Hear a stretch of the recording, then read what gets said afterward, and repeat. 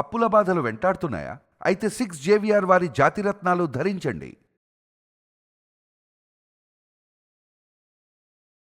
Welcome back to మనం TV. నేను మీ పవన్ బెస్వాడ.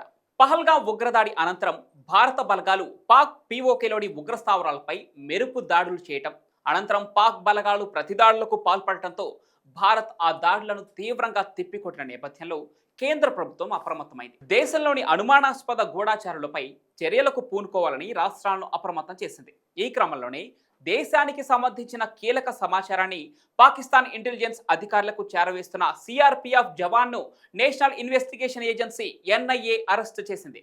మోతీరామ్గా గుర్తించబడిన ఈ వ్యక్తి 2023 నుంచే జాతీయ భద్రతకు సంబంధించిన క్లాసిఫైడ్ సమాచారాన్ని పాకిస్తాన్ ఇంటెలిజెన్స్ అధికారులకు చేరవేస్తూ గూఢాచర్యం చేయడంతో పాటుగా పిఐఓల నుంచి వివిధ మార్గాల ద్వారా నిధులు అందుకుంటున్నట్లు నేషనల్ ఇన్వెస్టిగేషన్ ఏజెన్సీ గుర్తించింది. ఇక ఈ క్రమంలోనే మోతీరామ్ జాట్ను ఢిల్లీలో అరెస్ట్ చేసి ప్రత్యేక కోర్టు ముందు హాజరుపరచగా జూన్ 6వ తేదీ వరకు నిందితుడిని ఎన్ఐఏ కస్టడీలోకి తీసుకోవాలని ఆదేశించింది.